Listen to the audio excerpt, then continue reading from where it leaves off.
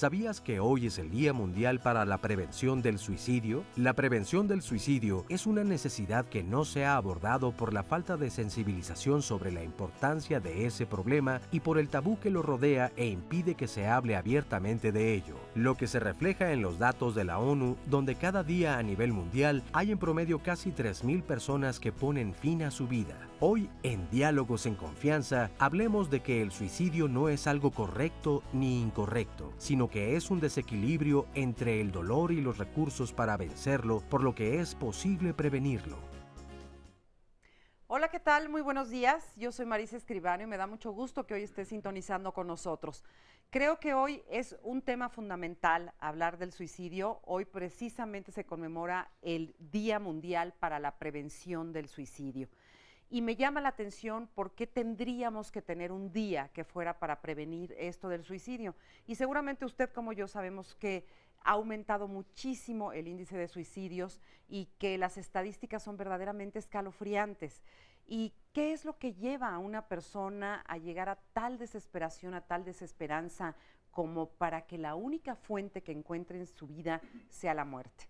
Hoy por eso queremos platicar de esto sin tabús, abiertamente, platicarlo desde el corazón, desde la razón, desde todos los sentidos, para entender un poco qué pasa alrededor de esto, no solamente qué pasa con aquella persona que se suicida, sino qué pasa con las familias, qué sucede después de que alguien comete un acto suicida. En fin, todo lo que tiene que ver alrededor de esto y por supuesto, pues haciendo un llamado a que cualquier persona que nos esté viendo en este momento y que pudiera sentirse en una situación en donde crea que su única salida es la muerte, pues en primer lugar la invitación para que vea este programa y en segundo lugar la invitación para que pida ayuda. Vamos a iniciar entonces este programa. Los invitamos a que nos llamen a nuestros números telefónicos, a que participen con nosotros, a que nos den su opinión, a que abran su corazón y se desahoguen también aquí el día de hoy con nosotros. Por eso hoy estamos hablando de este tema tan importante. Y además déjeme decirle y adelantarle que los niños menores de 10 años cada vez cometen más este acto terrible del suicidio. ¿Cómo es posible que un niño menor de 10 años sea capaz de suicidarse? ¿Qué pasa con nuestra sociedad?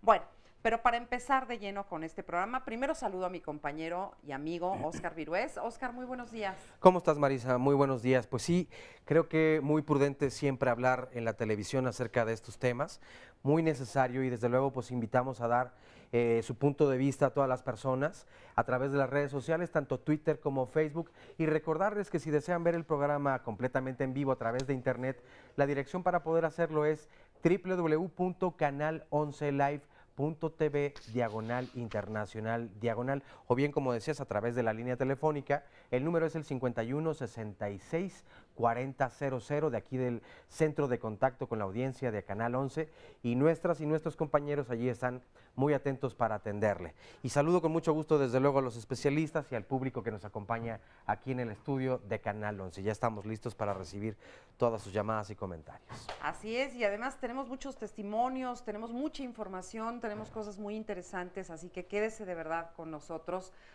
porque pues vamos a aprender juntos muchas cosas.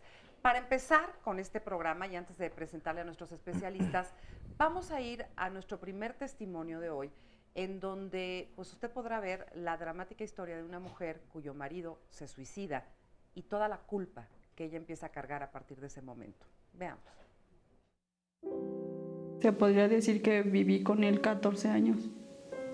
Me separé de él y al medio año de la separación pues él se suicidó, se ahorcó. Fue complicado ahora sí que con la familia de él, porque pues él me culpaban a mí que porque yo lo había dejado, que porque sus hijos lo habían dejado, y que porque yo andaba con alguien y por eso lo había dejado y por eso él se suicidó. llegó un momento en que sí me sentí culpable, porque pues yo pensé que a lo mejor si yo lo hubiera aguantado un poco más de tiempo, si yo hubiera aguantado más tiempo vivir con él, quizás no hubiera pasado. Pues con mi hijo de 10 años, pues he vivido ahorita, él tiene depresión y he vivido pues ahora sí que pues también su actitud, su carácter de él pues ha sido, a veces está triste, a veces no, es muy enojón, él se enoja mucho. El niño pregunta que por qué su papá se suicidó y yo le digo que a lo mejor porque él estaba enfermo. Él quizás sufrió de una depresión y pues ahora sí que nadie se dio cuenta y nadie lo pudimos ayudar. Pues con mi hija ella pues se la pasaba llorando todo el tiempo.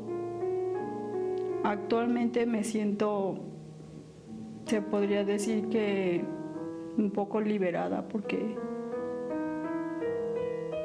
pues liberada en la forma de que como yo lo dejé, pues ahora sí que ya no vivo la violencia en la que vivía. Y de otra forma pues igual me siento pues triste por mis hijos, más que nada por ellos, verlos que ellos se sufran o que ellos se sientan mal por su papá, pues eso me hace sentir triste. Bueno, pues ahí tiene ustedes ese testimonio, tenemos muchos otros, tenemos muchas cosas que compartirle, pero hay una palabra que desde ahorita ya me brinca y que es una palabra que yo creo que mucha gente se la usa cuando tiene alguna persona que se ha suicidado, es si yo hubiera hecho, yo hubiera dicho, ¿no? Debería de haber hecho tal cosa. En fin, le voy a presentar a nuestros especialistas para poder ir platicando con ellos sobre este tema. Está con nosotros María Sanz Moguel, ella es psicoanalista, fundadora y directora de Arqué, Grupo Psicológico SC. Bienvenida, María. Muchas gracias, buenos días. Muy buenos días. Está con nosotros Alejandro Águila Tejeda, él es psicoterapeuta y suicidólogo, director del Instituto Hispanoamericano de Suicidología. Muy buenos días. Gracias, Alejandro, gracias, muy buenos días. Nos acompaña Raúl Villamil, él es antropólogo y psicólogo social. Raúl, bienvenido. Muy amable, gracias. Buen día, a ti. gracias. Y también está con nosotros Arturo Ortiz, él es doctor en psicología y es investigador del Instituto Nacional de Psiquiatría Ramón de la Fuente. Hola. Bienvenido, Gracias, Arturo, gracias. muchas gracias. Bueno, la primera pregunta es, Alejandro, ¿por qué necesitamos tener un día de la prevención mundial contra el suicidio? ¿Qué nos dice esto? Es algo que la Organización Mundial de la Salud establece a partir de considerar el suicidio como un problema de salud pública. Para ello, el momento de que se le da un día, esto surge a partir del 2003, que se consideró como el 10 de septiembre, como el Día Mundial para la Prevención del Suicidio, con la intención de concientizar respecto a la magnitud del problema. La situación del suicidio es algo que se ha ido escondiendo, que no se dice, que es tabú, que no se abren las cifras, que se desconoce la gravedad del problema. Entonces, el poner un día es precisamente para eso, para que se aparta de allí y se realicen investigaciones, tratamiento y sobre todo, como lo veíamos, la posvención que es tan necesaria. No solo alguien que desea quitarse la vida, que está en riesgo, sino quien ya lo cometió, ¿qué pasa después, ¿no? Así es. Y bueno, el incremento ha sido espeluznante. Así es. Así es. Es de las 3 principales causas de muerte en este país entre los jóvenes entre 15 y 25. Pero además hay que ser muy claro, mira, la mente funciona como en varios niveles. Entonces, la conducta suicida es una cosa, pero detrás de la conducta suicida hay millones de otras cosas que no son registradas y que enmascaran finalmente la conducta suicida. Entre estas máscaras del suicidio, ¿cuáles están? Las adicciones, por ejemplo, el sobrepeso, el comer de más. En los jóvenes, las conductas de riesgo. O sea, ¿eso es lo que enmascara? te lleva, o lo, no, son máscaras de lo que puede ser suicidio. O sea, ya. Es conducta que apunta en esa dirección, pero no la sabemos reconocer. Entonces, normalmente nos espantamos por el acto suicida. A veces sabemos de ideación suicida, pero casi nunca vemos los intentos o las máscaras del suicidio, porque socialmente son como que muy asimiladas, muy aceptadas. Por ejemplo, un alcohólico nadie va a decir, oye, te puedes morir así nada más. Todos le decimos, oye, pues es que has de estar muy triste, pobrecito, Tiene problemas. Tiene problemas, y ahí nos la llevamos, pero no lo paramos conscientes de que es una conducta suicida. Eso no se nos ocurre, pero es una conducta suicida. Todo acto que atenta contra tu salud, contra tu vida, contra tu bienestar, En como el última comer de más, como el fumar. El sobrepeso. El sobrepeso. Lo que se dice de México es, por ejemplo, tenemos de los primeros lugares de obesidad. Lo que no se dice detrás de la obesidad, ¿qué hay? Hay una depresión. Y la depresión en su extremo, ¿qué lleva? Finalmente se te apaga el foco y se te apaga la vida. Ese es el suicidio. Lo que pasa es que la mente, digamos que es como un circo en donde simultáneo hay varias pistas. El nivel más consciente pues, es el que tal vez nos espante menos o que nos llame más la atención, como dice el compañero. Pero lo que no está evidente, lo que en la psicología llamamos inconsciente, es más complejo, pero es paralelo a la conducta y parte de la función del día del suicidio y de la función de los terapeutas es enseñar a nuestros pacientes a ver detrás de la conducta cuáles son esos factores de riesgo. Pero entonces lo que estás diciendo es que todos somos suicidas en potencia. Exactamente. Porque el que no come de más fuma y el que no fuma toma y el que no toma, no sé, digo, todos corremos riesgos, ¿no? Yo creo que podríamos entrar en el tema de la complejidad de alguna manera porque se está empezando a plantear el tema. La complejidad tiene que ver con estados depresivos, me parece, que no solamente son del sujeto, del individuo, de la persona. Creo que la cuestión de la depresión es un estado colectivo, es una sociedad que está metida en situaciones depresivas, de impotencia, de búsqueda de satisfactores. Y esa depresión también está conectada con un concepto que los medios masivos de comunicación, que el estado social de hacer las cosas y el estado político trabajan como la felicidad. Cuando los seres humanos no llegan a esas metas de la felicidad, reciben mucha frustración y creo que tienen estas ideaciones suicidas. O sea, estas ideaciones este concepto suicidas de la felicidad, perdón, este concepto que nos venden facilito, regaladito, ¿no? Sí, de la de felicidad un fácil. bienestar inmediato, del cero esfuerzo, tiene que ver con clases sociales, tiene que ver con estatus, con consumo, con objetos de satisfacción. Hay investigaciones que cuando las mujeres se deprimen salen corriendo a comprar zapatos, ¿no? Entonces, a partir de este tipo de relaciones con los objetos fetichistas, con las mercancías, creo que también podemos hablar de ciertas formas en las que se administra la muerte en esta sociedad. Una forma de administrar la muerte son estos suicidios enmascarados o estos suicidios colectivos de las épocas de vacaciones, donde sale toda la familia en el coche con el tipo y se estrellan en la carretera, ¿no? O los niños que tienen, yo voy a hablar al rato sobre suicidio y abuso sexual infantil, ¿verdad? De cómo mucho del abuso sexual infantil, cuando no se puede hablar, cuando los niños no son tratados, cuando los niños no son escuchados, tienen ideas suicidas y lo realizan, entran en una especie de acting. Entonces creo que hay una serie de elementos que hay que empezar a tomar en cuenta sobre el suicidio. Y el otro gran tema de esa administración de la muerte es el derecho a la muerte que tenemos. Tampoco puede estar tan censurado que alguien tome la decisión de matarse. Y no solamente está conectado, como tradicionalmente piensa la psiquiatría, a enfermedades mentales, a desviaciones o a situaciones de locura. No, también hay actos conscientes donde la gente puede decidir morirse y éticamente es aceptable, me parece. El problema es que está muy condenado en la sociedad, está muy cuestionado, y cuando alguien toma la decisión consciente de quitarse la vida, quien queda muy marcada es la familia. Sí. ¿No? Digo, definitivamente es un acto verdaderamente dramático, ¿no? Pero es el acto final de libertad, me parece. Así es. En muchos casos. Así es. Vamos, ahorita seguimos platicando, vamos a ver un sondeo, nos fuimos a la calle y le preguntamos a la gente si cree que uno tiene el derecho de quitarse la vida. Vamos a ver qué nos contestaron. Nadie tiene derecho de quitar la vida de nadie, ni uno mismo la tiene. No es decisión de ellas, ¿no? No es decisión de ellas porque si estamos en este mundo es por algo, ¿no? No sé, es difícil de responder. La verdad es que me parece que sí tienen derecho a suicidarse, ¿no? Como diría Jana Meri, es como tiene derecho a darse muerte, ¿no? Si tiene la vida y tiene la muerte, tiene derecho a darse la muerte y a entregar la muerte a los otros. No tanto como un derecho. A fin de cuentas, todas las personas tienen libre albedrío, pero creo que el hecho de que decidan quitarse la vida más que es un derecho es una falta de amor hacia su propia persona y se me hace como un acto de cierta cobardía. Cada quien tiene sus propias convicciones morales, religiosas, Y el quitarse la vida es una decisión muy personal, muy fuerte, muy valiente. No es un derecho como tal, pero no los puedes obligar a vivir. Y hay sanciones por si se quieren suicidar, pero ¿cómo los obligas a que no lo hagan? Pues dicen que somos dueños de nuestra vida, pero no, para mí no hay que quitarse la vida. Hay alguien que nos las debe de quitar, ¿sí? Y ese es Dios.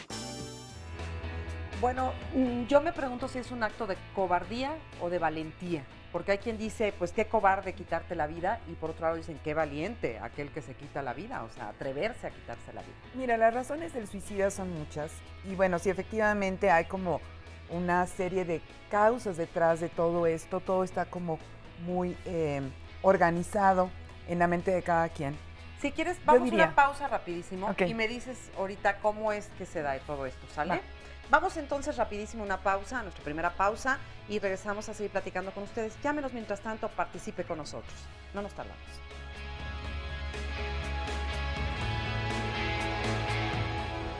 El suicidio, lejos de negar la voluntad, la afirma enérgicamente, pues la negociación no consiste en aborrecer el dolor, sino los goces de la vida. El suicida ama la vida, lo único que pasa es que no acepta las condiciones en que se le ofrece. Arthur Schopenhauer, filósofo alemán. Pedro Armendáriz fue uno de los actores de la época dorada del cine mexicano. El 18 de junio de 1963, a los 51 años de edad, Armendáriz decidió darse un tiro en el corazón al no soportar las dolencias de un cáncer que lo aquejaba. Bueno, pues estábamos hablando con María Sanz acerca de las causas por las cuales la gente se divorcia. Se divorcia, ¿no? Se divorcia de su vida. Sí, es un suicidio. Se divorcia de su vida. Tipo de... Sí. Y habría que pensar justamente que el suicidio, desde luego, hay aquel que acaba con la vida como tal. Pero habría que preguntarse si no también es un acto suicida el hecho de no vivir plenamente, ¿no? Y entonces, bueno, sí, efectivamente habría como muchas razones para la que la gente se suicidara. Y tú decías al inicio del programa que tenía que ver con un lugar de desesperanza. Este lugar de desesperanza no necesariamente está asociado a la tristeza, en muchos casos, sino a no encontrar una salida. Y de pronto a veces esa salida tiene que ver con cosas como el reciente suicidio de Robin Williams o el que acabamos de ver de Pedro Armendáriz, que uno dice, ¿cómo alguien tan exitoso quiere terminar con su vida? Y entonces, de pronto son como todas las presiones que alguien puede tener. ¿Qué tipo de presiones podemos tener? Desde luego puede haber presiones amorosas, puede haber presiones económicas, puede haber presiones de desempeño, pero pocas veces nos ponemos a pensar que a veces esas presiones tienen que ver con sentir que no se puede alcanzar el lugar que otros esperan que alcancemos. Es decir, llegar a esos grados de perfección que nosotros consideramos que el otro está esperando para nosotros. Tiene que ver con expectativas de los demás. Con expectativas de los demás. Entonces, parte de lo que puede estar detrás de un acto suicida es tratar de alcanzar las expectativas que el otro marcó para mí.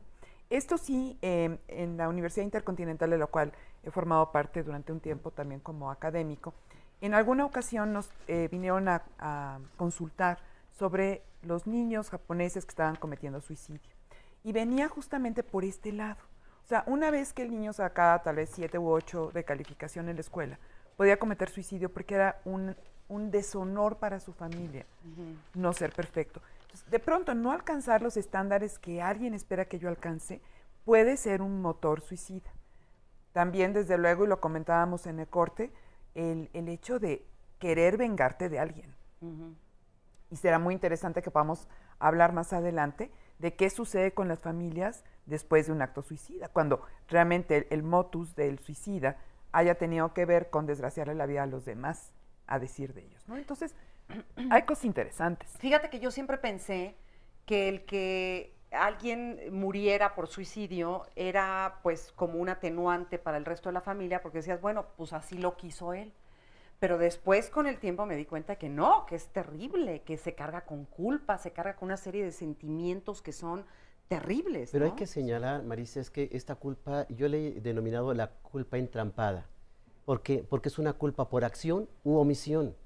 Las familias de un suicida dicen, es que yo qué hice para que él se suicidara o qué dejé de hacer y por eso se suicidó. Entonces, ni una ni la otra circunstancia dejan satisfechas a la familia y el que se suicida se lleva las verdaderas razones por las cuales decidió quitarse la vida, deja muchas culpas y, insisto, esta culpa entrampada en donde no sabe la familia en dónde o en qué posición colocarse y requieren todo un apoyo suicidológico, un apoyo de acompañamiento también podríamos hacer otra lectura, si me permites, ¿no? La lectura de que el suicida no se suicida por obra y gracia del Espíritu Santo. Exacto. Hay una producción de subjetividad dentro de la familia que determina, que mandata, que elige un rol. Hay familias que producen suicidio, así como familias que producen alcohólicos, como familias que producen adicciones. El mismo Durkheim lo decía. Pero siempre hay alguien que asume ese rol y que se encarga de realizarlo. Pero una vez que hay un suicida, la familia no se escapa del problema, porque sigue existiendo en el grupo familiar ideas suicidas. Y Durkheim decía que al suicida lo suicidan. ¿Cómo? Hay una metodología de investigación de esto que le llamamos la autopsia psicológica. Entonces, ¿qué pasa con, por ejemplo, las cartas que deja? Nombro a fulano el responsable de mi muerte. A ver, señores. De entrada hay que tomarla con calma, ¿sí? Ciertamente, lo que pasa en este tipo de cosas, igual que en toda la patología, es que es como un sistema. O sea, un suicida no nació como una plantita sola. Hay miles de condiciones en el entorno que van promoviendo en esta persona, porque es una presión constante y en la misma dirección y ante la cual el sujeto no puede evadirse, no tiene mecanismos de enfrentamiento. Entonces, como decía la compañera, cree que debe de llegar hasta aquí, pero nada más llega hasta aquí. Y mientras más grande es esta brecha, más intenso es este deseo, más grande es la depresión, más alto es el riesgo del suicidio. ¿Sí? Ahora, ¿de dónde se fabrica esto? En parte de cómo uno lee las cosas, pero en parte de cómo el entorno le impone, y aquí subrayo la palabra impone, porque es la percepción del sujeto. O sea, si el sujeto siente, me están imponiendo que yo sea el top level, el más destacado, el más no sé qué, ya hay un sufrimiento impuesto. Esa imposición la pone la sociedad, una parte, la cultura, los papás, los maestros, familia, los cuates. Y hay una tendencia del Estado social mexicano por hacerlo. Hay muchos jóvenes, ¿verdad?, que están siendo desafiliados de las instituciones, que no están recibiendo educación, que no tienen la capacidad de entrar a la universidad, que en la misma escuela se está generando una violencia estructural que tiene que ver con la violencia social, no solamente con el bullying llamado, ¿no? Y que a partir 6 de cada 10, Raúl, ¿verdad? 6 de cada 10 se quedan sin poder entrar. Y a partir de esto los chavos también eligen, como no hay un soporte institucional que les dé sentido a la vida, eligen volarse. Yo sí quisiera abundar en una cosa. Efectivamente sí puede haber toda una cuestión de mi contexto y de mi entorno, pero no podemos dejar de lado, parece que estamos apapachándole a todo el mundo la neurosis aquí. O sea, no podemos dejar de lado que el sujeto tiene esta capacidad para poder entrar en un proceso reflexivo y adueñarse de su vida. Y entonces, o quitársela. Sí, pero me refiero al tema de que es muy fácil señalar al otro y decir, porque el otro no me dejó, porque el otro me impuso, porque el otro no es no que el me otro amó. somos nosotros mismos. Sí, desde un cierto lugar, efectivamente, bueno, desde el psicoanálisis lacaniano, y estaríamos muy de acuerdo, mi querido colega, Pues estamos hablando del otro que tengo introyectado, ¿verdad? Yo estoy hablando del otro con O chiquita. Y del otro grande también. Pero estaríamos hablando como mucho de la construcción de mí y de mi expresión. Y en esa construcción de mí y de mi expresión, yo sí puedo considerar otros elementos que puedo poner a mi favor. Porque en la medida en que yo siga señalando al afuera, no tengo controles. En el momento en que yo pueda empezar, aquí sí muy socráticamente, en un proceso reflexivo, en el cual yo pueda considerar cuáles son justamente los puntales de la vida, de mi vida, entonces yo puedo empezar a tomar otras acciones. Para mí, el suicida, en todo caso, siempre es que ha llegado a un callejón sin salida. Y la mejor salida, la única salida que tiene, es acabar con la vida biológicamente hablando, porque la otra vida ya hace mucho tiempo que no la tiene, ¿no? Pero tiene un centro. Tenemos algunas llamadas telefónicas que queremos ir dando cauce y comentarios en Facebook. Sí, comentarios en Facebook. Ángela Ochoa, por ejemplo, nos dice, se siente un vacío profundo, puedes tener un mundo de gente a tu lado, pero nada te llena. Después de una decepción amorosa muy fuerte con una historia de vida difícil, claro que no se pierden las ganas de vivir. Roxana Rodríguez Melchor dice, es primordial que la familia esté unida, que se demuestre amor. Debo confesar que cuando era adolescente yo lo pensé, estaba muy triste, tan sola, abandonada por mis padres, ya que en mi caso muy particular fui expulsada de una congregación de los Testigos de Jehová, y así nos cuenta parte de su historia. Nos dice que a los 18 años pensó en terminar con tanta tristeza, así que intentó, y así se lo respeto como lo escribe, esa tontería. Lo único que conseguí fue darme un súper mal viaje con las pastillas que me tomé y dormir por 3 días. Yo sé que tengo una misión en esta vida, así que por algo sigo aquí. Y este es muy interesante, de Erika Martínez Zamora. Dice, me parece que al informar sobre un suicidio se debe tener mucho cuidado a fin de evitar el exceso de detalles sobre el método utilizado. Cuando se dan a conocer descripciones explícitas, se ponen de manifiesto el método utilizado y sabemos que esto puede tener consecuencias devastadoras y llevar a actos de imitación. Muy importante, decía yo en un principio, que es básico que en los medios de comunicación, que en la televisión se pueda hablar acerca de estos temas, pero el cómo abordar estos temas también es sumamente delicado. Se tiene que hacer con mucha conciencia, con mucha responsabilidad. Seguramente tendrán opiniones, pero antes de ello tenemos un sondeo de opinión que salimos a preguntar lo siguiente. No creo que, ni comparto esa idea de que es una salida fácil para los problemas, más no una solución. No, fíjate que ya a esta altura, o sea, definitivamente es una tontería, ¿no? Porque yo siempre he criticado contra las personas que intentan ese tipo de actos, ¿no? No, claro que no. El suicidio solo es una salida fácil a los problemas, pero no es la solución. Pues mira, desafortunadamente mucha gente sí lo toma así, pues por eso lo hacen, pero creo que no es la manera. No, para nada, se me hace una salida cobarde, ya que pues no amerita nada en la vida como para hacerte perder tu vida, ¿no? Creo que no hay que juzgar a las personas, sin embargo considero que hay dos alternativas, el valor para hacerlo y el valor para no hacerlo. Entonces yo respeto esa decisión. Bueno, pues me parece que estamos teniendo muchísima información, estamos hablando de muchas cosas al mismo tiempo, porque hablar de suicidio conlleva hablar de la vida, hablar de la frustración, hablar de las emociones, hablar de la familia, hablar de tu infancia, hablar de tu entorno, hablar de tus perspectivas de vida. O sea, es algo que tiene que ver con la vida misma, con todo. Fíjate, Marisa, que con los reportajes que nos acaban de compartir, hay una similitud. Albert Camus decía que el verdadero dilema filosófico era el suicidio.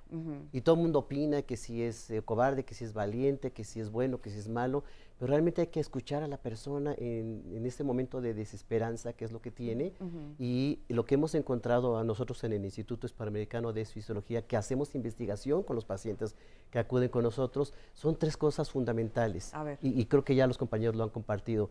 El suicida en ese momento no tiene confianza en el futuro, no tiene confianza en el presente y peor aún, no tiene confianza en sí mismo. Si ven cómo todo lo que estuvimos hablando tiene que ver con la baja autoestima, con el rol asignado y asumido. De los testimonios que dijo Oscar. A ver. Como común denominador de los casos que dijo era la pérdida de la esperanza y normalmente asociado a una persona querida que le descartaba, ¿sí? Aquí lo que a los pacientes buscamos enseñarles es, 1, la naturaleza de cómo es esta soledad. O sea, es una persona que puso la autoestima en ese ser querido y luego le dice, pues ya no juego. Entonces como que se siente vacío. Esa sensación de vacío es una situación de riesgo para el suicida. Al paciente le enseñamos entonces que su autoestima no puede depositarse nada más en una sola persona de afuera. Claro. Tienes en todo caso que diversificar la canasta, ¿sí? Así como no ponemos todo el dinero en una sola canastita, ni todos los huevos en una sola canasta, igual pasa con el amor. ¿Sí? Entonces, si tienes, esto le llamamos redes emocionales de apoyo, si tienes diversificados tus objetos nutridores de afecto, tienes menos riesgo.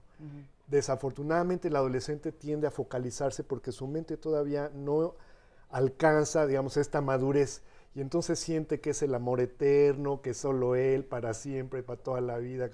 Y esto es una situación de riesgo. Buscamos enseñar a los adolescentes socializar y de la misma manera socializar sus sentimientos. ¿Quién busca enseñarles? ¿En dónde se enseña? ¿Se debiera de enseñar Estoy en ahorita casa? Capacitando a un grupo de profesores de la universidad que le llaman PEGE y de la prepa que le llaman PEGE. Esta generación reciben 20,000 alumnos. Ojo que son gente que ha sido rechazada de todo el sistema educativo, que no tienen lugar. Ahí por lo menos la mitad de los alumnos que llegan, de acuerdo a la percepción de estos profesores que estoy ahorita trabajando con ellos, tienen ideación suicida o conductas que apuntan al suicidio. Entonces, lo que les estamos enseñando a los profesores, y contestando tu pregunta, habría que enseñarle a las personas que manejan los micrófonos cómo se habla de esto. ¿Sí? No puedes dar todos los detalles, no puedes dar la nota roja y espantado. Gran parte de lo que enseñamos es preverbal. ¿Qué enseñamos? A tener confianza en sí mismos, a socializar tus sentimientos, a poderlos compartir, a ver qué cosas como, por ejemplo, el dolor y la soledad pueden ser compañeros de viaje y no necesariamente causas de un suicidio, ¿sí?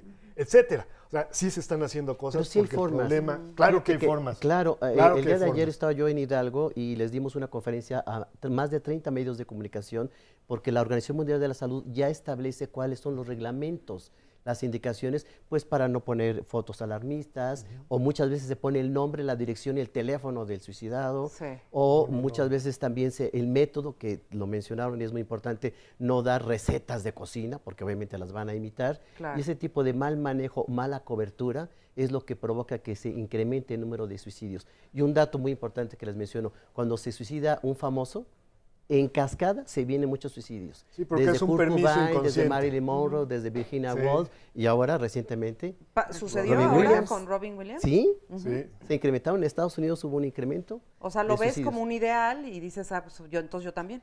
Es que es como... Si alguien famoso no pudo sobrepasar esta situación tan dramática en su Exacto. vida, Va pues por ahí, menos yo no. Ya. Exacto. Menos No, pero hay una Exacto. parte Es un del permiso, suicidio que lo me dices parece bien, que sí. también hay También que es- trabajarla, ¿no? ¿Por qué tiene que ser tan pudoroso? ¿Por qué tiene que ser tan oculto? ¿Por qué tiene que dar tanta vergüenza? ¿Por qué a la gente le condena tanto la historia, su vida cotidiana, cuando alguien de la familia se suicida? ¿Por qué la necesidad de prevenir y enseñar a cuidar que la gente no se suicide, cuando hay otras causas que me parece son disparadoras, que nadie habla de ellas? Hay una estructura social en la que vivimos, y perdón porque vuelvo a insistir en lo mismo, porque la persona no se forma sola, ¿no? Hay una sujeción a las instituciones, y las instituciones sirven de soporte a las ansiedades psicóticas de los individuos. Y si las instituciones están rotas, y si las instituciones están corruptas, y si las instituciones gozan de impunidad, ¿de dónde se agarran los sujetos? Entonces entra la medicina y la psiquiatría a tratar de detener los suicidios en lugar de cambiar ciertas condiciones estructurales del sentido de la vida. Vamos rapidísimo, una pausa y seguimos platicando de esto. No se vaya. El pensamiento del suicidio es un poderoso medio de consuelo. Con él se logra soportar más de una mala noche. Friedrich Nietzsche, filósofo alemán. Manuel Acuña, el poeta mexicano, se suicidó el 6 de diciembre de 1873 en la Ciudad de México. Falleció tras ingerir cianuro de potasio. Manuel Acuña fue un apasionado de Rosario de la Peña, a quien dedicó su obra Nocturno, y por la que se asegura que acabó con su corta existencia.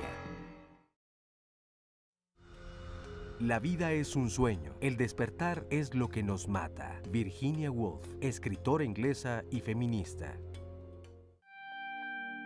La condición humana es una condición que nos arroja al mundo sin saber para qué o por qué.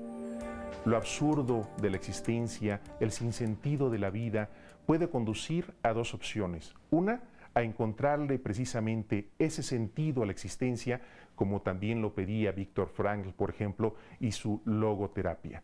Pero también podemos tener la otra opción, la opción de no encontrar el sentido, un para qué vivir, y ese sinsentido, ese para qué, también es válido.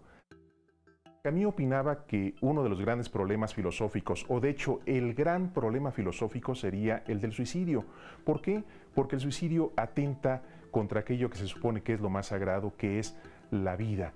Y no nada más lo dice Camus, lo dicen otros filósofos, entre ellos recuerdo uno que a mí en lo personal me gusta mucho, que es Cioran. Y entre ellas Cioran nos enseña exactamente que hay un enorme sinsentido en cuanto a la vida. La vida, bien mirado, es algo absurdo. ¿Por qué estamos aquí? ¿Para qué? Y el suicida es quizá el que lleva a sus últimas consecuencias precisamente este pensamiento. Sócrates, por supuesto, es obligado a beber la cicuta con la que habrá de matarse, pero él ingiere, él se suicida tomando este veneno.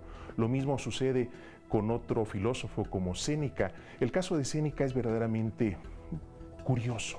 Séneca lo que hace es primero cortarse las venas en una tina para sentir menos dolor, toma también algo de cicuta y mientras lo hace, da sus últimas enseñanzas a sus discípulos. Él fue un filósofo hasta el fin de los tiempos. Me parece que el suicidio debe quedar ahí como una opción válida, que no sea culposa, donde no se ataque absolutamente a nadie, donde las familias no sean objeto de escarnio por tener un suicida entre sus miembros.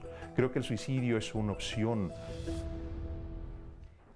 Pues fuertes ideas y pensamientos, pero que conllevan una gran realidad, ¿no? O sea, cada quien es dueño de su vida, pero ¿cómo dejar de estigmatizar todo lo que se hace alrededor del... No se puede dejar de estigmatizar porque estamos educados en una educación sentimental judeocristiana, donde la muerte se vive de una manera muy culpígena, donde todo el mundo se echa la bolita, y sobre todo en el caso de un suicidio, porque ¿qué analiza un suicida? Analiza el gran fracaso de la familia, analiza el gran fracaso de la escuela, analiza el gran fracaso de la sociedad en su conjunto. Y por eso nos da tanto miedo hablar del suicidio, porque de lo que estamos hablando es de lo que alguien sí se atrevió a hacer, es decir, poner en duda el sistema de vida que tenemos, su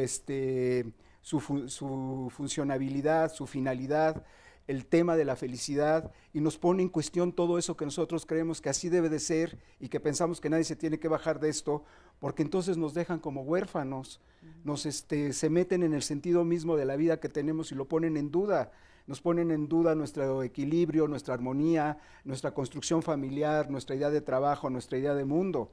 Creo que es un fuerte golpe a la cosmovisión que cada uno de nosotros tenemos cuando alguien decide suicidarse. Hay una necesidad social para estigmatizar. Ajá. Y es la sensación de que si, por ejemplo, somos nosotros la sociedad, pero aquel se suicidó, ya no me pasó a mí.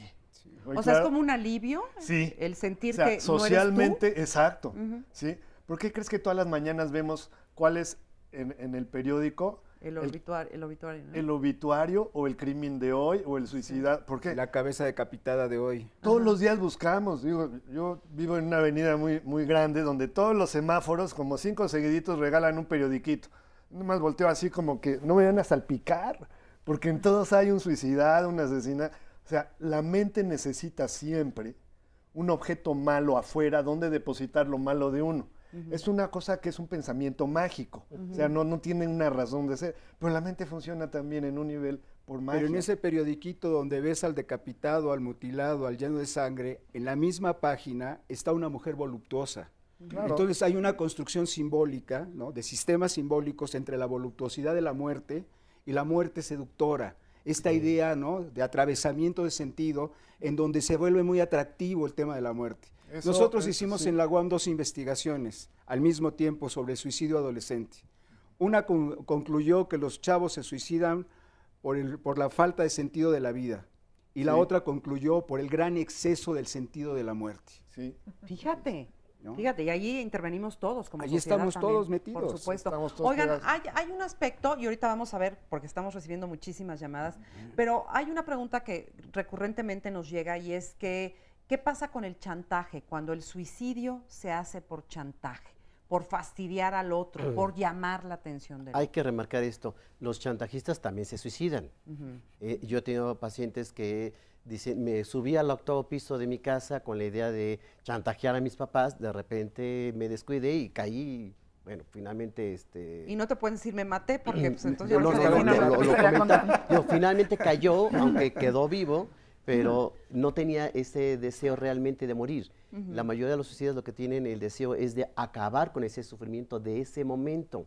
Pero hay una idea muy generalizada de que el suicida lo que está haciendo es llamar la atención, ¿no? Todo el mundo dice, es que está llamando la atención. Puede ir de la mano, pero no necesariamente es la meta o el objetivo del suicida, porque muchas, y esto es un dato muy interesante, de los suicidas ya lo han intentado varias veces. Estadísticamente, de 10 suicidas, creo que 2 son los que sí lo hicieron la primera vez. ¿Y eso qué nos dice? ¿Qué nos dice? Mira, en los chamacos adolescentes, de cada 10, 7 tienen ideas suicidas. Si eso los vuelves 10, muy alto. 7 nuevamente tienen maniobras, conductas que van directo al suicidio. Y luego esto, si lo vuelves 10, uno lo logra. Hoy, claro. O sea, sí hay un suicidio adolescente como un problema de salud pública. El suicida no logra a veces el suicidio, o sea, su cometido, porque le falla la técnica o porque en el fondo no quiere suicidar. No, ahí también hay varios niveles. Sí. Y desde dónde esté uno parado. Te vamos a decir los psicoanalistas. Qué complicado. Sí, no es tan simple. No es tan simple. Mira, desde el psicoanálisis se dice que no tenía realmente el deseo final de acabar con la vida, más bien de acabar con el sufrimiento. Y yo he tenido pacientes que suena risa, pero te lo voy a comentar, con 18 intentos de suicidio. Y les pregunto, ¿con qué lo estás intentando que no te resulta? ¿No? ¿Qué estás haciendo mal? Una galleta María. Exactamente, el método no es el más adecuado, pero hay ahí a un nivel inconsciente un deseo de no muerte, más bien un deseo de modificar cosas. Como decías tú, de quitar el sufrimiento. Sí. Déjame platicar, tenemos un testimonio anónimo el día de hoy, a quien le agradezco mucho que tome el micrófono. Y yo te quiero preguntar a ti, ¿tú has tenido varios intentos de suicidio? Buenos días. Buenos días. Hace 4 años murió un hermano de VIH. Esto me trajo como consecuencia, yo soy homosexual, me trajo como consecuencia la mirada de toda mi familia, la presión de toda mi familia. Al año me doy cuenta, me detectan VIH a mí también. Me siento con sentimientos de culpa por no poder haber ayudado a mi hermano. Posteriormente viene una bola de desamor por parte de mi familia porque yo me sentía solo en ese momento, necesitaba de su apoyo, lo cual no lo tuve porque creían que yo me lo busqué, que era un castigo, que me lo merecía. A raíz de eso viene pensamientos suicidas. Pensamientos de ya no querer vivir. Llegó el momento de que ya no me bañaba, ya no me cambiaba, ya no me arreglaba, ya no me dejé caer bastante. Hoy en día a veces veo pasar los carros y digo, ¿y si me aviento? ¿Y si me aviento? Que no sepa mi familia, porque como comentaba, yo no quiero que mi familia sepa que me suicide, no quiero que nadie cargue con culpa de nada. ¿Cuál es tu sentimiento? En el fondo, ¿qué es lo que sientes? ¿Sientes angustia? ¿Sientes desesperación? ¿Tienes miedo al futuro? Tengo miedo al futuro, tengo desolación, soledad, tengo miedo a la parte que decía el profesional de no tanto a la vida, sino cómo vas a vivirla, porque tú estás solo, o sea, no hay nadie que te apoye, en mi caso no hay nadie que me apoye.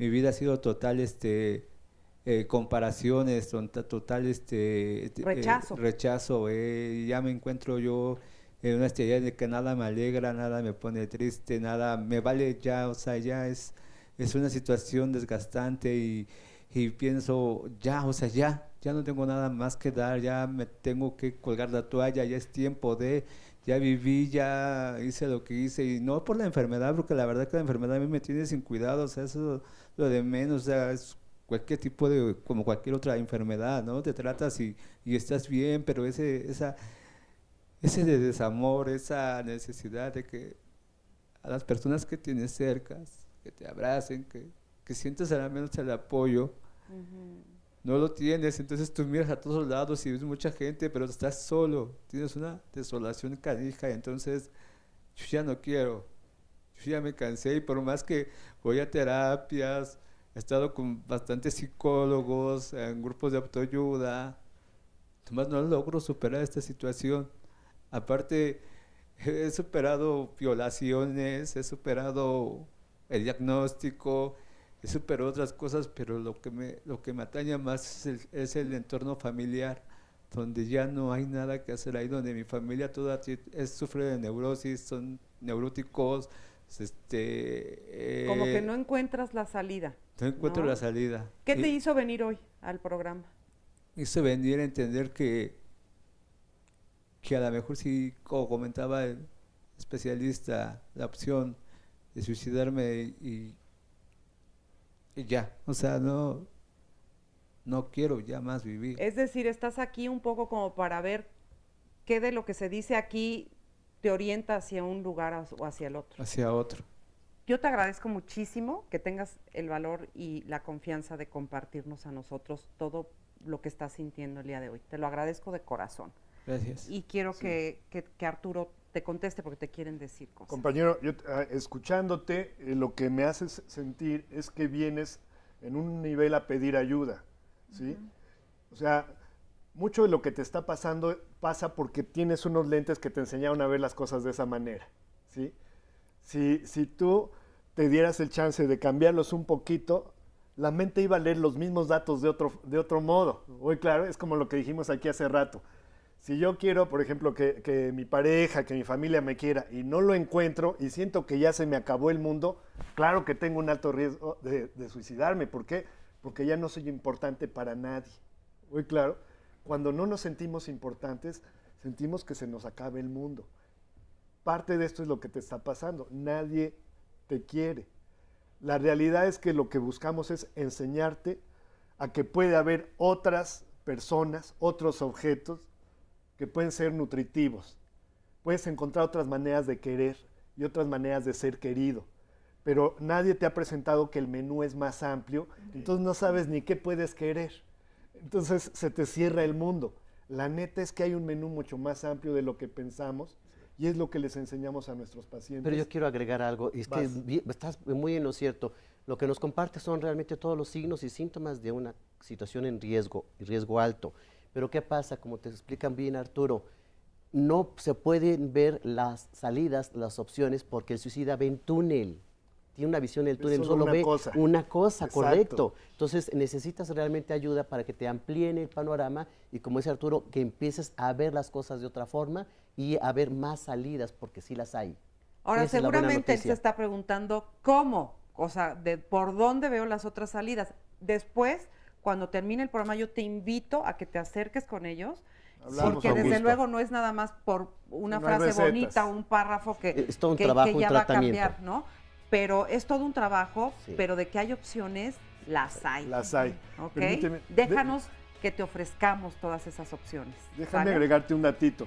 Conozco pacientes con VIH que al principio se sentían como tú y que hoy son lo que le llaman el grupo elite, que es gente que no se sabe qué pasó con la infección, se sabe que está, pero sus conteos son los de una persona normal. Asintomáticos. Son asintomáticos y en importante medida es que trabajaron su alma. Esa es una esperanza. Eso. Bien. Muchas gracias por compartirlo. Vamos rapidísimo una pausa. Regresamos con más, no se vaya.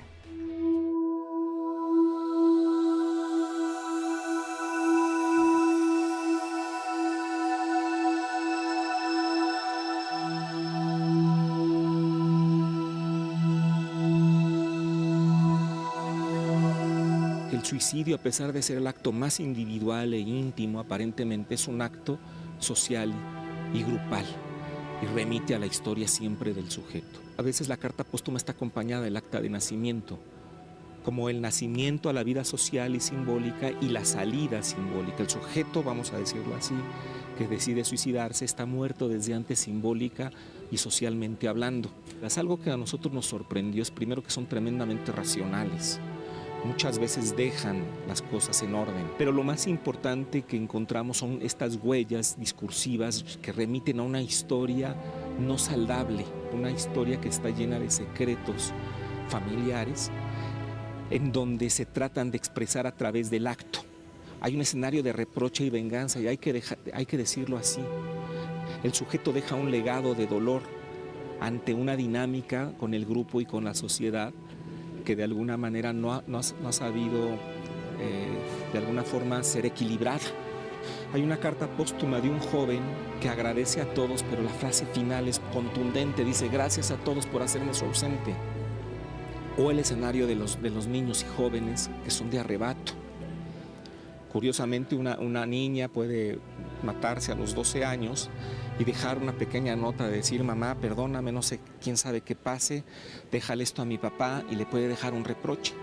En ese sentido, no solamente nos enseñan a hablar, nos enseñan una concepción de la vida y nos transmiten también las ansiedades propias de la vida. Por eso es que la carta póstuma es fundamental, aunque sea para ver de alguna manera ese último acto como un acto completamente humano y un acto de lenguaje.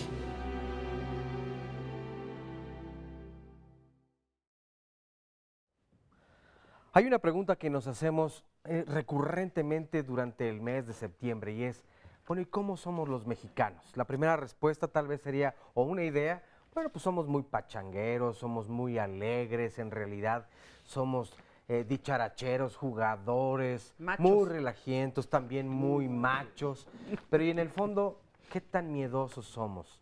¿Cómo nos ven los demás y las demás? ¿No será que muchas veces queremos presentar tal vez una imagen y en realidad somos otra cosa? Ese es el análisis que se va a hacer mañana aquí en Diálogos en Confianza. ¿Cómo somos las y los mexicanos? Bueno, pues ese es el tema que analizaremos. Y si quieres participar aquí en el estudio con nosotros, entonces llámanos al 5341-1193 y 5341-4687. Vamos a ver a continuación un breve resumen de lo que ha sucedido hasta este momento.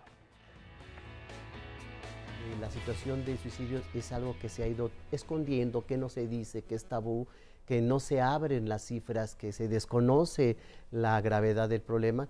Es de las 3 principales causas de muerte en este país entre los jóvenes entre 15 y 25. La conducta suicida es una cosa, pero detrás de la conducta suicida hay millones de otras cosas que no son registradas y que enmascaran finalmente la conducta suicida. De estas máscaras del suicidio, ¿cuáles están?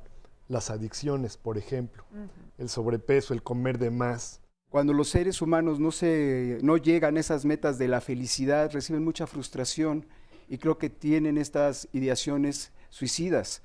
También hay actos conscientes donde la gente puede decidir morirse y éticamente es aceptable. El suicidio, desde luego, hay aquel que acaba con la vida como tal. Pero habrá que preguntarse si no también es un acto suicida el hecho de no vivir plenamente, ¿no? No necesariamente está asociado a la tristeza, en muchos casos, sino a no encontrar una salida. No alcanzar los estándares que alguien espera que yo alcance puede ser un motor suicida. Y el que se suicida se lleva las verdaderas razones por las cuales decidió quitarse la vida, deja muchas culpas y... El suicida, en todo caso, siempre es que ha llegado a un callejón sin salida. El suicida en ese momento no tiene confianza en el futuro. No tiene confianza en el presente y peor aún, no tiene confianza en sí mismo. Miroslava Sternova, la diva mexicana de origen checoslovaco, falleció el 9 de marzo de 1955. 3 cartas y los análisis forenses concluyeron que el caso era suicidio con barbitúricos. Se dice que la actriz de la época de oro del cine mexicano cayó en depresión tras enterarse de la boda de Lucía Bosé y Luis Miguel Dominguín. Famosas y famosos, muchos se han suicidado. Muchos. Y además, entre pues, muchas estrellas de rock está esta edad icónica de los 27 años donde muchos han quitado la vida, ¿no? Entre ellos Janis Joplin, Jimi Hendrix, Kurt Cobain recientemente, en fin, han sido un montón. Bueno, y la última... Amy Winehouse. Exactamente, también a esta edad donde, bueno, pues aparentemente hay una crisis mayor, donde uno pensaría, pues ellos lo han logrado todo y todo el mundo les admira, tienen fama, fortuna y pues no hay nada en realidad tan cierto, ¿no? Bueno, les vamos a compartir varios comentarios. Nos dice en Twitter, Filufu, ¿qué pasa con los que se suicidan lentamente? Liliana Moncada, si no te das el tiempo para descubrir tu misión en este mundo, estás suicidado en vida. Loli Lop, el suicidio no es la puerta fácil que muchos creen. Muchos han deseado no vivir más y de esos algunos lo ejecutan.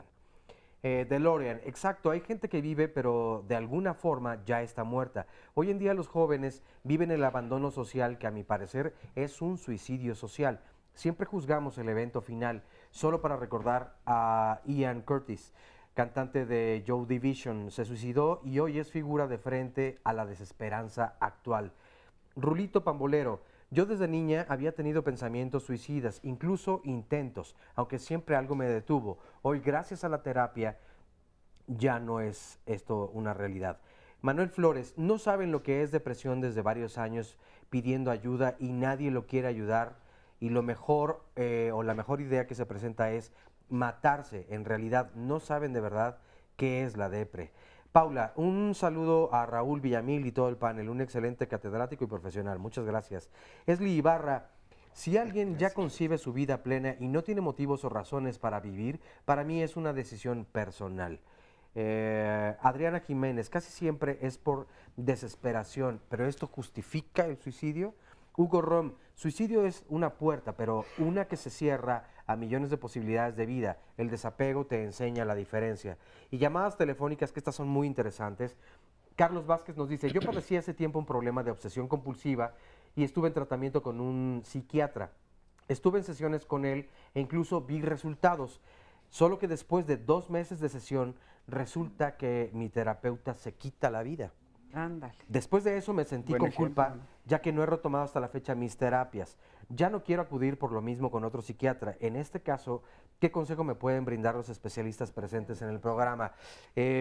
Esto no es tan común de escuchar, sin embargo, pues evidentemente al tratar con tantas situaciones de depresión, a los mismos terapeutas les puede provocar una situación ajena a ellos, esta depresión. Así es, no, por supuesto. Parecería, ¿no? Parecería. Bueno, déjenme compartir 3 rápidas más y ya estamos. Leticia Noriega. Tengo un hijo de 18 años y desde los 17 años él piensa que se quiere quitar la vida. O más bien yo pienso, no tiene sentido y dice que no piensa estar mucho tiempo más aquí con nosotros. ¿Qué terapia me recomiendan los especialistas? Hilda Ibarra Saucedo, hoy hace 3 semanas mi hijo se suicidó. Él era un joven que acababa de regresar de estudiar su maestría en Francia. Antes ya había sufrido de depresión durándole 10 meses, pero pensamos que esto ya lo había superado. Él era un joven brillante y muy inteligente. Todas las personas que le rodeábamos lo queríamos mucho.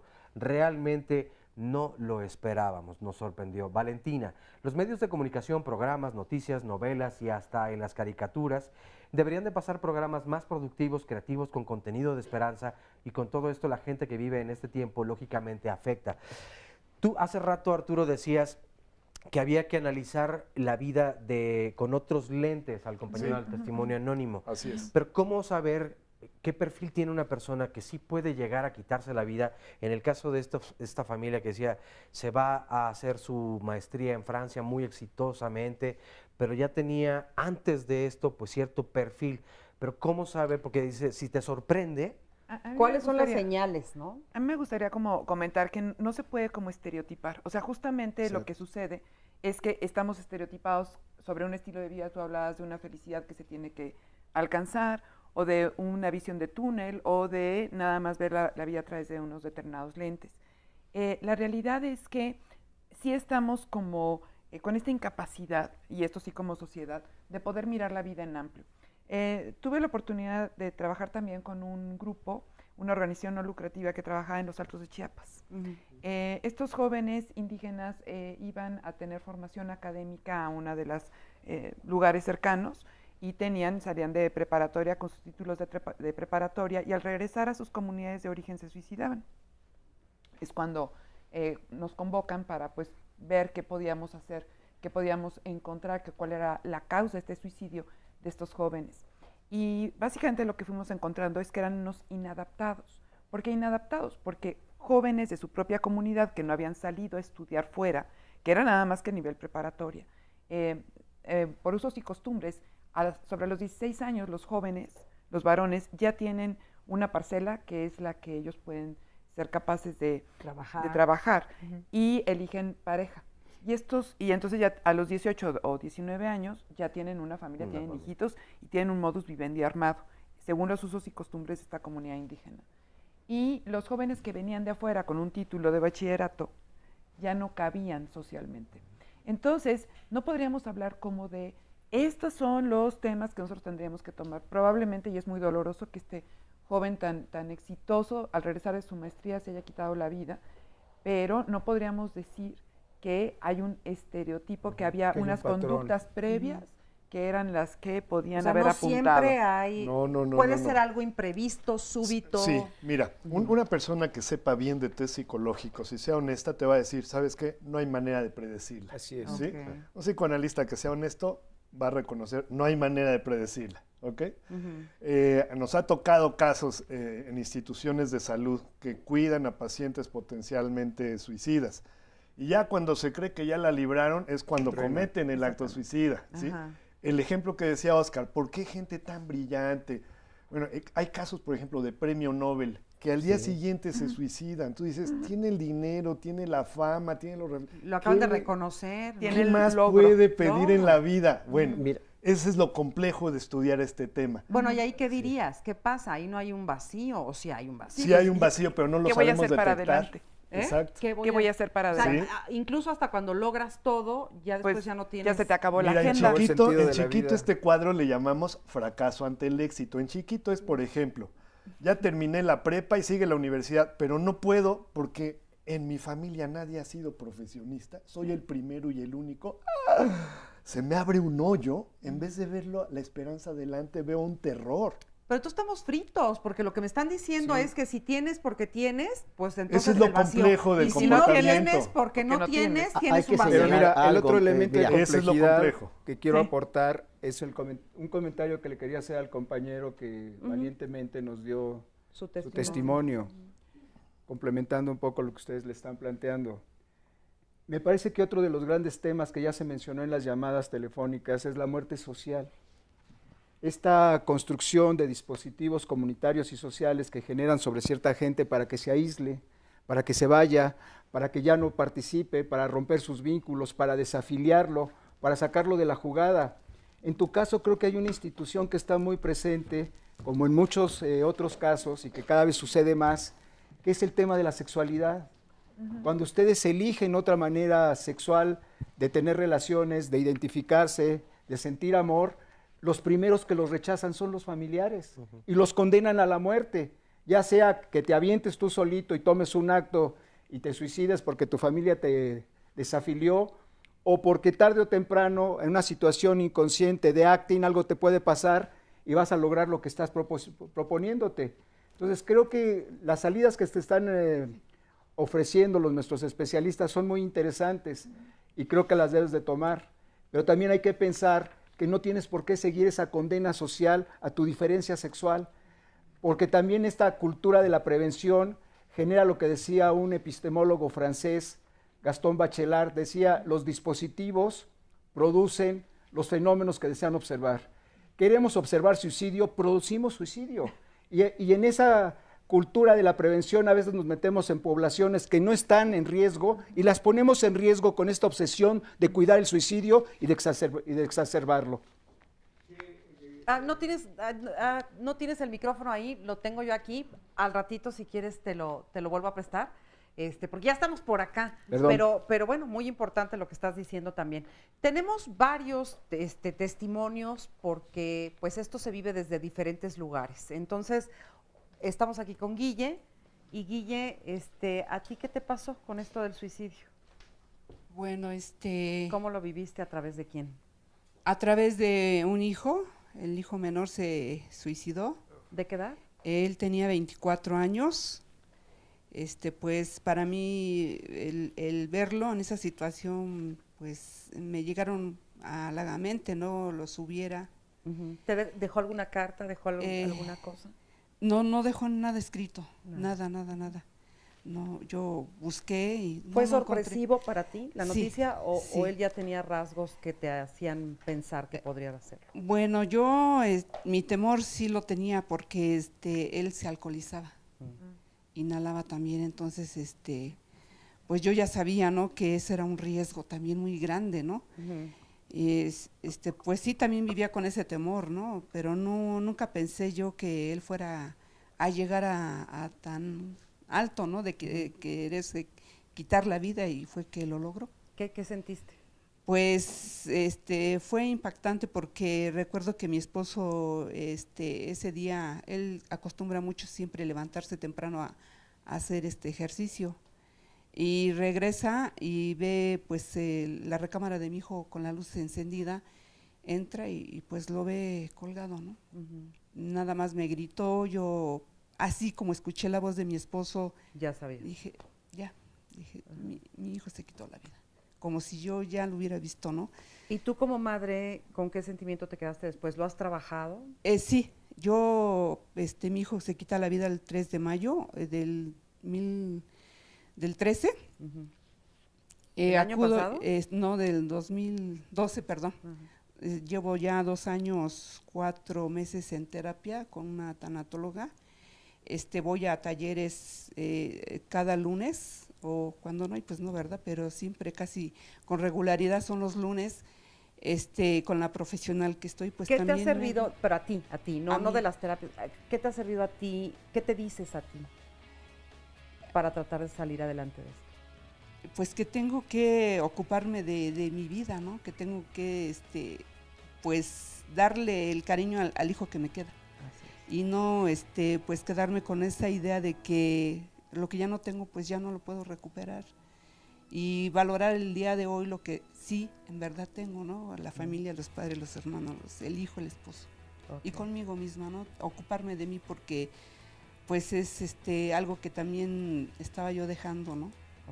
Entonces, pues, es como yo acudo y, pues, a la fecha sigo con mis terapias, ¿no? Me da mucho gusto. Qué bueno. Estoy haciendo, pues, también en mi terapia me han puesto de tarea escribir la vida de mi hijo. Qué bueno, como parte del desahogo de todo esto, ¿verdad? Te agradezco que lo hayas compartido con nosotros. Vamos a ir rápidamente a una pausa y regresamos con más testimonios. Aquí está con nosotros Laura y ahorita le platicamos su historia. No se vayan. El único problema filosófico verdaderamente serio es el suicidio. Juzgar si la vida es o no digna de vivir es la respuesta fundamental a la suma de preguntas filosóficas. Albert Camus, escritor francés. Elle Green Scott, el cuerpo de la diseñadora estadounidense y novia de Mick Jagger, fue encontrado sin vida por su asistente personal en su apartamento en Manhattan, Nueva York, el pasado 17 de marzo de 2014. Al parecer, todo indica que se suicidó ahorcándose con una bufanda, pues en los últimos meses crecieron las especulaciones acerca de su salud mental y sus problemas financieros. No hay nada en el mundo a que más indiscutible derecho tenga el hombre que a disponer de su propia vida y persona. Arthur Schopenhauer, filósofo alemán.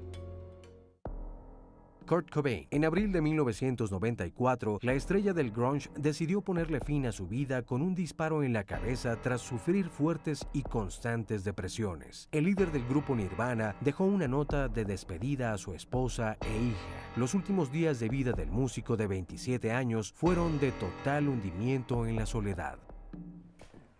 Pues ya estamos aquí de regreso y tenemos más testimonios. Estábamos hace un momentito, antes de ir al corte, platicando con Laura. Y Laura, tú has tenido en tu vida varios intentos de suicidio. Sí, así es. ¿Por qué, Laura? Por lo mismo, que tenía mi visión de túnel, no veía salida, no tenía esperanzas hacia el futuro, veía todo en catástrofe y pues sí, nunca me llegué a visualizar en futuro. Ajá. ¿Y eran por problemas personales, familiares, de pareja, de qué tipo? Problemas tanto familiares, a eso se fue sumando los escolares y pues los personales también. Y en el momento en que los viven son enormes, ¿no? Me refiero a los escolares, que uno pudiera pensar, pues, ¿qué te importa que repruebes un año? ¿O qué te importa que repruebes matemáticas? Y sin embargo, en ese momento a esa persona pues, se le viene el mundo encima, ¿no? Sí, porque bueno, yo era como que no me permitía a mí misma cometer ningún error. Perfeccionista. El perfeccionismo y pues ser perfecta pues no se puede. ¿Y cuántas veces intentaste suicidarte? Fueron 3 ocasiones en las que se vio el acto así como así directamente, pero pues por muchos años fue... ¿De diferentes maneras o de la misma manera las 3 veces? De diferente manera, pero como acaban de decir los especialistas, fueron años de irme matando yo lentamente. ¿Qué hacías? ¿Por qué haces así las señas con los brazos? ¿Te cortabas? No es que me cortaba, tuve un trastorno alimenticio que pues eso era como irme matando lentamente. Ah, claro, claro. ¿Y te falló tu forma de quererte suicidar o en el fondo no querías morir? No, yo en el fondo sí quería morirme porque cada que fallaba era un lamento hasta decir ni para morir sirvo. O sea que también una sensación de falla. Sí, contigo también misma, ¿no? era una frustración, como hasta lo más fácil no poder hacerlo, pues entonces no sirvo para nada. ¿Y qué te hizo dejar de intentarlo? ¿Qué hiciste? ¿Qué te movió? ¿Qué pasó? Apenas fue en el año pasado, justamente por diciembre, ya otra vez, o sea, ya estaba desesperada con otro plan suicida, pero el miedo de, ¿y si vuelvo a fallar? Y vienen todos estos problemas, se atenúan más los problemas al fallar. Y fue cuando pues decidí, viendo justamente este programa, al especialista, el doctor Alejandro Águila, decidí llamarle, y de hecho acudí con él, con mis palabras cuando fui con él fueron, ayúdenme a vivir o ayúdenme a morir de una vez ya. Fíjate, qué fuerte, Laura, qué fuerte. ¿Cómo te sientes hoy después de un año, dices, no? Más o menos. Sí, pues todo este año yo se podría decir que el 2014 fue el año en el que yo nací de nuevo. ¿Sí? Ahorita estoy viviendo. ¿Estás contenta? Estoy contenta. ¿Te gusta vivir? Me gusta vivir ahora sí. Quiero vivir. Tengo muchos planes. Y pues ya tengo una visión diferente del mundo. O sea, ¿lo que cambió fue tu visión del mundo? Sí. Sí, siento que es el cambio que debe de haber. La visión en cómo enfrentas los problemas. Porque pues no podré decir en este tiempo no he tenido ningún problema. Obviamente me he enfrentado a los problemas que todo mundo se enfrenta. Sin embargo, ahora es la actitud con los que los tomo. Ok, entonces te sientes preparada, lista.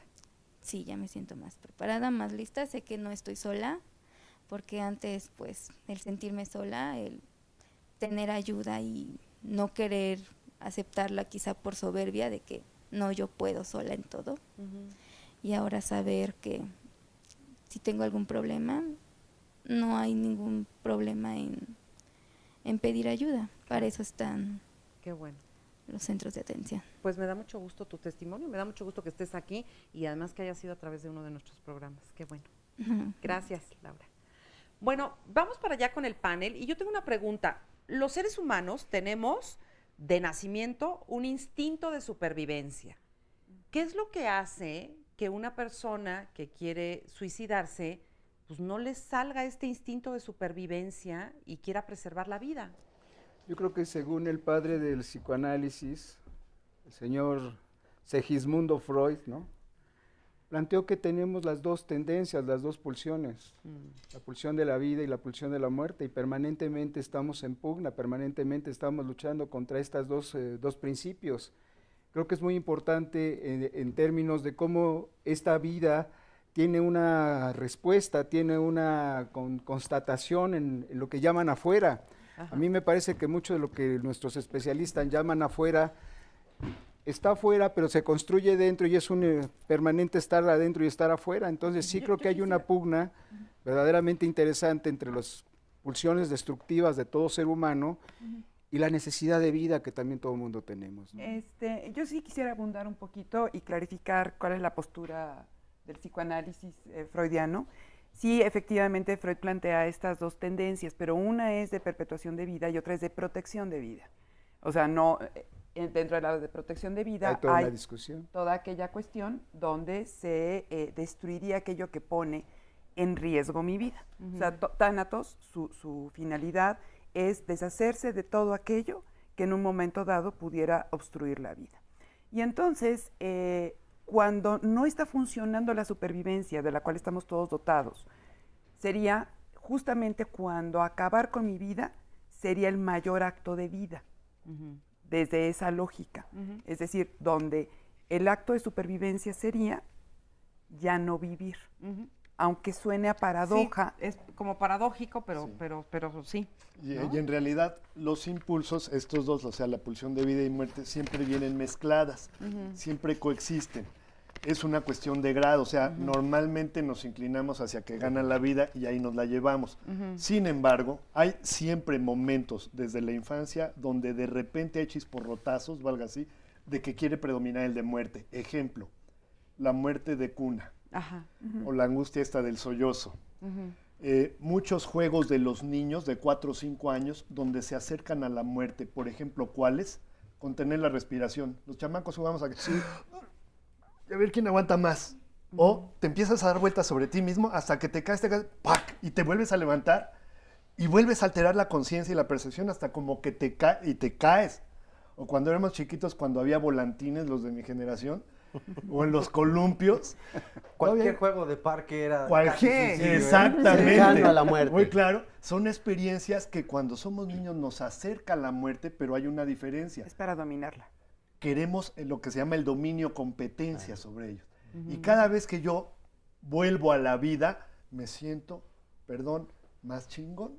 Claro. Por eso los niños confiamos tanto en tantísimas cosas, somos bien audaces. En la misma dimensión que le da Freud al trabajo de la cultura, en el malestar de la cultura, en el porvenir de una ilusión, habla de cómo van ganando las tendencias tanáticas, cómo va ganando la muerte, cómo se va devastando el proceso civilizatorio y cómo se va volviendo cada vez más vulnerable el ser humano en esta respuesta vital a sus deseos y a sus instintos de sobrevivencia. Entonces, creo que hay una serie de cartas que se escribieron además con otros autores. Se van mezclando. ¿No? ¿Sí? Entonces, si yo como niñito voy tomando dominio y competencia sobre la muerte o esa sensación de cercanía, crece mi autoestima, pero luego pasa la adolescencia. En la adolescencia, como hay mucha revolución de sentimientos, se ensayan también otras maneras. Una de las maneras que decía una de las personas que llamó es las maneras lentas. Y aquí acabamos de ver un ejemplo en la compañera. Anorexia y bulimia son una muerte en abonitos. ¿Sí? Si esto lo prolongado en la anorexia y la bulimia, gran parte de estos casos mueren. ¿Por qué? Hay una descompensación. Pero en los adolescentes hay mucha atracción hacia la muerte. De moda está un juego que se llama Shock. ¿No? Siempre la retamos. ¿Qué es el Shocking Game? Shocking Game es acercarse a la muerte a través de la asfixia, en donde alguien te empieza a ahorcar y de esta forma se siente lo que ellos llaman, o los adolescentes, la muerte chiquita. Esto es preocupante porque es acercarse a la muerte. Al momento que nosotros en el instituto investigamos qué pasaba en esto y fuimos a las escuelas secundarias, encontramos que el adolescente no cree que puede morir. Se siente inmortal, infértil e inmune. Yo ya supe de un adolescente que murió así, que murió así, jugando. La clásica es la de David Carradine. Hay un tipo de ahorcamiento donde te estás masturbando, pero como que te estás ahorcando. Entonces llega menos sangre a la cabeza y sientes como que te mueres. Entonces como que le aflojas. Vuelves como que a la vida y vuelves a dejarte ir mientras te masturbas. Y de una de esas se va. Y así se queda con... Es un tipo de muerte en abonitos, bueno, como que la mides. Esto que me están diciendo ahorita, ¿qué quiere decir? ¿Qué es lo que estamos buscando los seres humanos? O sea, ¿hacia dónde vamos? ¿Qué es lo que necesitamos? A mí sí me gustaría clarificar. Cada vez que tenemos un cambio de condición de vida, sea por un cambio fisiológico, sea por un cambio de edad, sea por un cambio de circunstancia, el cambio que sea, necesitamos acabar de cerrar el ciclo anterior. Es decir, Heidegger planteaba que somos el ser para la muerte y no porque nos guste morirnos, sino el ser para la muerte en el sentido de hacer el cierre de los ciclos. Y entonces justamente cuando pasamos de ser niños a ser adultos, tenemos que cerrar un ciclo de un estilo de vida que no solamente está representado en un cuerpo, sino en toda una condición como yo existo en un grupo social, para poder entrar a otro que sería de acuerdo a mi grupo social de referencia. Y entonces, en este tránsito, al necesitar acabar con las cosas, a veces tendemos a querer tener una representación objetiva de la muerte, es decir, o del cierre o de la clausura. Para eso sirven los rituales. Hoy vivimos una sociedad que es carente de rituales. El ritual te permitía hacer una marca, que era además una ceremonia de observancia general, donde en el tránsito entre una cosa y otra tú no te diluías, seguías siendo la misma persona antes de casarte y después de casarte. Como por ejemplo, ¿a qué te refieres con rituales? Todos los rituales de iniciación hacia la adultez. Uno de ellos era la fiesta de los 15 años, todos estos que eran... perdiendo. Sí. Pero ya se hacen otros rituales. Sí, pero los rituales que se hacen ahora no son como tan claros. Son rituales más metidos en el sentido tanático. Se ha invertido mucho el sentido de la vida. Ahora los chavos que ingresan a la delincuencia organizada, que son halcones, que son sicarios, se meten en esta situación de ritual de ingreso a esas bandas para ser aceptados. Y la misma escuela primaria y la misma escuela primaria está reproduciendo este tipo de cuestiones. Ya cada vez vemos más que con efecto del bullying o como pretexto del bullying, hay niños que agarran a otros niños, les amarran las manos atrás como si fueran secuestrados, les meten una bolsa negra, ¿verdad? Los meten en una silla, los filman y los suben a la red. Y eso también ha sido un incremento de suicidios bastante fuerte a través de estas formas de denigración de los sujetos, de los chavitos, pero que están reproduciendo e inventando formas nuevas de violencia dentro de la escuela. Por eso hablo de ese malestar en la cultura que ha devastado cierto tipo de códigos sociales, de valores, de instituciones morales, ¿verdad?, que ha invertido el proceso y hace que los chavos cada vez estén más metidos jugando a la muerte, jugando a la guerra, jugando a la devastación. Y son nuevos jugando ritos. a un autosuicidio, Sí, ¿no? pero, a un autoasesinato. Son rituales que atentan contra sí mismos y contra su entorno, porque todos los otros rituales, bueno, podrían ser igual de sangrientos. Aquel que si no regresa con una pieza de casa, después de haberse internado en la jungla, no puede regresar a la comunidad. O sea, siempre ha habido estos rituales de iniciación, pero que generalmente tendían a favorecer el desarrollo del entorno. Pero en las sociedades primitivas, en los procesos civilizatorios, con las tecnologías que tenemos a la mano, todos estos procesos fueron completamente devastados, se superaron, están fuera de todos los paradigmas. Por eso ahora la violencia es uno de los nuevos fenómenos que estamos asistiendo y que ha impactado todas las ciencias sociales. Hasta la interpretación sobre el suicidio, lo decían hace rato nuestros especialistas, es tan complejo que no se puede ni siquiera prevenir en el sentido estricto, ni detectar un molde o una serie de características que conllevan a una persona a realizarlo o no. Porque ya es único e individual. Me parece que a ver, pero si el libro que estaban pasando ahorita de Víctor Payá, sobre las cartas póstumas de suicidas, plantea perfectamente el tema, ¿no? Cada caso es único, especial individual, y tiene una suma complejidad, ¿no? Claro. Si les parece, a mí me gustaría también entonces empezar a entender qué sí se puede hacer, porque si estamos carentes de ritos, carentes de valores en lo personal y no de estos grandes valores universales que también, sino de los propios, lo que es valioso y de para referentes mí, de vida, ¿no? Y de referentes y de modelos de vida, y si estamos viviendo en esta época así tan convulsionada, y si lo que me pasa a mí pues no es lo que le pasa al otro y cada quien con su rollo, entonces ¿qué sí podemos saber de esto y qué sí podemos evitar? ¿Qué sí nos sostiene la vida? ¿Qué sí nos da gusto? O sea, nos encausa el gusto por vivir.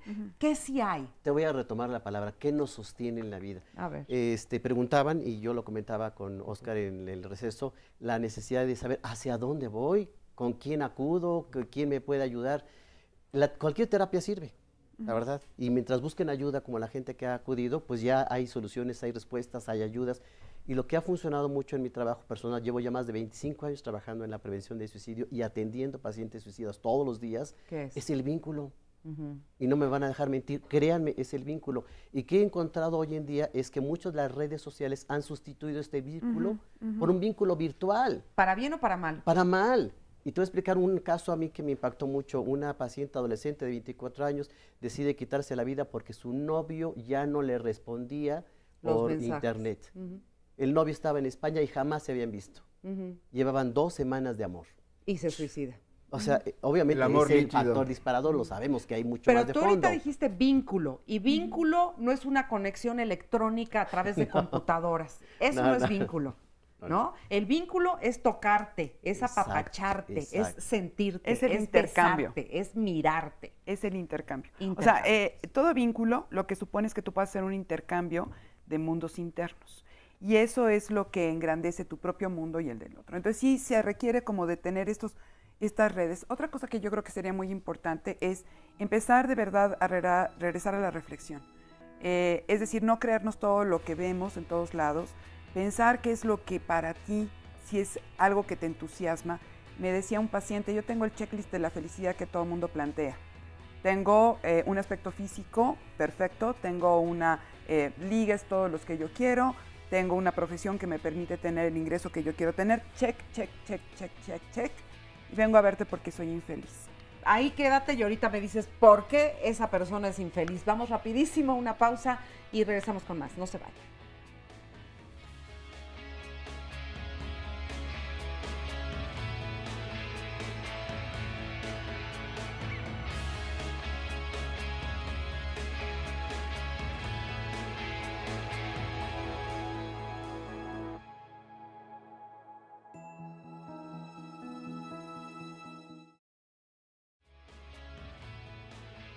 El suicida, en todo caso, siempre es que ha llegado a un callejón sin salida. Y la mejor salida, la única salida que tiene, es acabar con la vida biológicamente hablando, porque la otra vida ya hace mucho tiempo que no la tiene, ¿no? Gran parte de lo que enseñamos es preverbal. ¿Qué enseñamos? A tener confianza en sí mismos, a socializar tus sentimientos, a poderlos compartir. El dolor y la soledad pueden ser compañeros de viaje y no necesariamente causas de un suicidio. Cuando se suicida un famoso, en cascada se vienen muchos suicidios. Sí, porque desde es un Kurt permiso Cobain, inconsciente. desde Marilyn Monroe, desde Virginia Woolf. Los chavos se suicidan por la falta de sentido de la vida. Y la otra concluyó por el gran exceso del sentido de la muerte. Sí hay un suicidio adolescente como un problema de salud pública. Hay casos, por ejemplo, de premio Nobel, que al día siguiente se suicidan. Tú dices, tiene el dinero, tiene la fama, tiene los... Lo acaban de reconocer. ¿Qué más puede pedir en la vida? Bueno, mira, ese es lo complejo de estudiar este tema. Como en muchos otros casos, y que cada vez sucede más, que es el tema de la sexualidad. Cuando ustedes eligen otra manera sexual de tener relaciones, de identificarse, de sentir amor, los primeros que los rechazan son los familiares. Pero también hay que pensar que no tienes por qué seguir esa condena social a tu diferencia sexual. Vemos el caso de muchos escritores que a lo largo de sus obras han mostrado esta cuestión del suicidio o que también, cansados de vivir, hartos de vivir, sin motivos para vivir, han optado por el suicidio. O quizá el caso más sintomático, el más famoso, podríamos decir, es el de Hemingway. Aquí Hemingway, me gustaría recordar una frase de él que me parece sintomática de lo que él hizo al final de su vida. Él, en El viejo y el mar, tiene una frase formidable, que es: al hombre se le puede destruir, mas no derrotar. Bueno, exactamente, a él el cáncer que tenía lo estaba derrotando. Sylvia Plath, esta estupenda poeta norteamericana, opta por suicidarse. En alguno de sus poemas especifica un verso fundamental para entender su decisión. Este verso es: morir es tan fácil, morir es un arte y yo lo practico excepcionalmente. Como el caso de Virginia Woolf, que también es un caso donde ella se llena el abrigo con piedras y se introduce a un río. Emilio Salgari, este enorme escritor de novelas de aventuras, ¿qué sucede con él? Hacia el final de su vida está por completo endeudado, su mujer ha sido recluida en un sanatorio por problemas mentales, él está con deudas por todos lados y decide quitarse la vida. Lo curioso es la manera como lo hace de la manera tradicional japonesa a través del seppuku. ¿Qué es el seppuku? En términos vulgares sería el harakiri. La misma suerte corrió Yukio Mishima, también este enorme escritor de origen japonés, quien, cansado de lo que era la decadencia de valores del Japón en su época, también después de asaltar un cuartel militar, después de tener recluido ahí al general que era el jefe de este cuartel, pues él decide que no hay mayor salvación para su propio honor, porque entre los japoneses suicidarse tiene que ver con el honor, que también efectuar el seppuku. Mayakovsky, por ejemplo, también este enorme poeta ruso, él decía: es más fácil morir, lo difícil es vivir. Y yo creo que en eso se engloba precisamente, en este tipo de pensamientos, mucho de lo que ocurre con respecto al suicidio entre los escritores, en general en los seres humanos. Cuando ya no hay otro camino en la vida, la única opción es la del suicidio. Muchas gracias a Mauricio Carrera por habernos dado este amplio panorama de todos estos personajes que de alguna manera se quitaron la vida y muchos otros más que también se nos vienen a la mente y que por falta de tiempo no los podemos decir, pero pues realmente interesante. Nos quedamos entonces en la parte de por qué una persona que aparentemente tendría absolutamente todo por lo cual ser feliz, no es feliz, no somos felices. Una cosa muy importante es que tenemos un estereotipo. Y vuelvo a lo mismo, todo el tiempo hemos dicho a lo largo del programa que las personas que acaban con su vida son las personas que sienten que ya no hay una salida adicional, que ya no hay más para dónde ver, que esto de los estereotipos nos lleva justamente a la mejor así calificarnos con todo, pero no a vivirlo en realidad. En muchas ocasiones la gente pues tiene todo el check de esto. De hecho este paciente, que sabe que lo cito con frecuencia, me dice, es que si toda la gente que llega contigo y te dice, oye, este es mi listado para ser feliz, dile, yo ya tuve un paciente que ya llenó todo el registro y no es feliz. ¿Y por qué no eres feliz? Porque no estás siendo tú, estás haciendo lo que otros dicen que necesitas hacer para poder alcanzar un estado o una condición. Y entonces, ¿qué sé hacer con todo esto? Primero, la vida no es chiquita. La vida no es en túnel, ni se corta, ni se acaba. La vida es, un gran maestro decía que voltees a ver la Vía Láctea y que el número de estrellas es el número de experiencias que te hace falta tener en esta vida. Fíjate.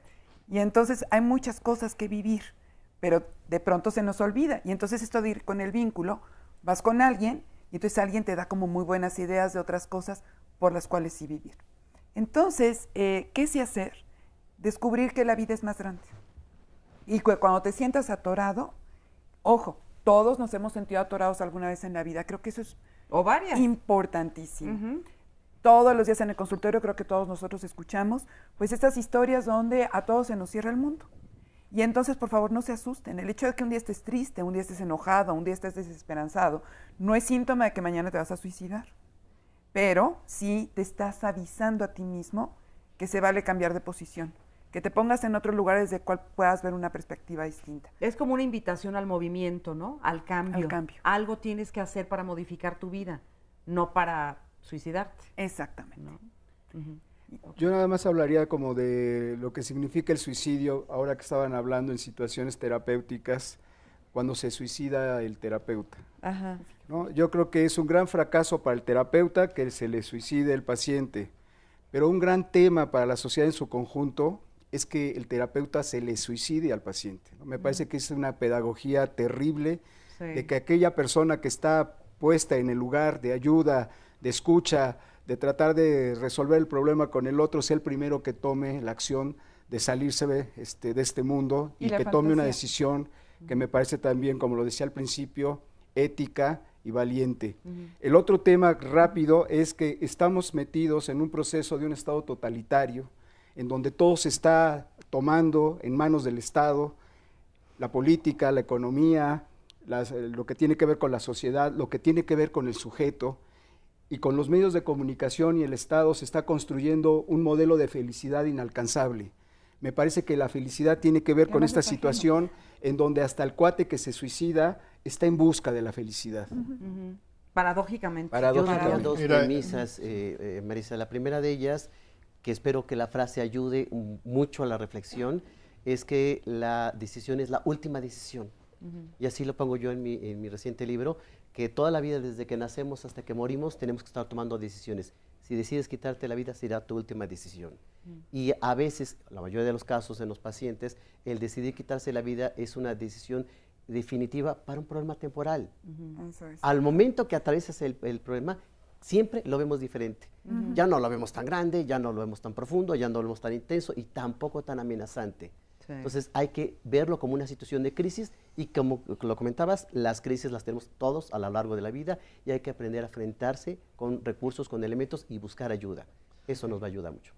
Yo lo que he visto en 30 años de trabajar con pacientes como el compañero es, primero hay que enseñarle a respirar. La mayoría de las personas no sabemos respirar y en cuanto aprendemos a respirar, la depresión disminuye. Pero literalmente literal. Hay técnicas. Hay neurotransmisores que se secretan en el momento de la inspiración profunda. Segundo, le enseño a bostezar, porque es la manera como de volada vuelves a meter oxígeno y es el antídoto inmediato para la depresión. Tercero, le enseñamos a reír y la siguiente le enseñamos a cantar. Aunque sea el himno nacional, todos sabemos una canción y jalamos. Ahí ya estás fortaleciendo, haz de cuenta que fabricas cocaína natural que va en contra de la depresión, estás alargando la vida. Después de ahí ya los empecemos a meter en el ejercicio aeróbico. Tengo muchos pacientes que hoy son maratonistas exitosos, triatletas, gente básicamente feliz y armónica consigo mismo y un día tenían una pistola aquí. Ahí está la evidencia, muy sencilla. Hay que enseñarle esa técnica a Peña Nieto. Eso es otro programa. Oye, tenemos muchas llamadas y muchos comentarios. Oscar. Fíjate, decías, Raúl, hace un momento acerca de los terapeutas que se han llegado a quitar la vida, que compartíamos esta llamada, pero algo que faltó también en el programa, lo que pasa es que podría abrirse para muchas partes, son las profesiones que precisamente tienen más suicidios, ¿no? Nos comenta Alejandro Gasca, buen día, excelente programa. Mi duda es, como bomberos tenemos tendencias suicidas. Sí, Saludos claro. a Celaya, Sí, Guanajuato, desde luego, y quienes... Dentistas. fantasía omnipotente. Ginecólogos. Los controladores de vuelo, ¿no? En fin, hay carreras... Los exatletas olímpicos, tengo varios pacientes que han tenido intentos serios. Excombatientes de guerra, son altísimos. Por supuesto, por supuesto. Hoy los comunicadores, ¿cómo andamos? Como en tercer lugar. Hoy la tasa está reduciendo, no sé por qué.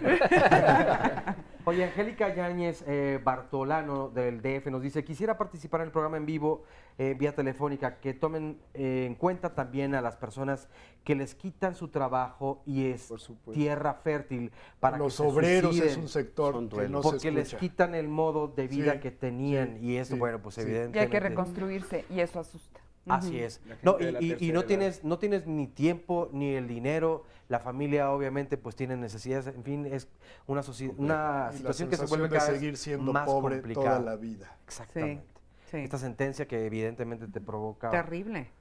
Laura Domínguez, yo estuve a punto de suicidarme, después tuve una depresión porque se siente muy feo. Tenemos a personas que nos quieren, pero se siente un vacío. No me suicidé solamente por mi hija, pensaba en aventarme al metro o tomarme pastillas. Preguntaba yo en el corte, ¿todos en algún momento en la vida, todos y todas, hemos tenido esta sensación de querernos quitar la vida de alguna forma? De que ya Sí, se y es acabe. normal. Y es Sí, normal. es normal. Punto.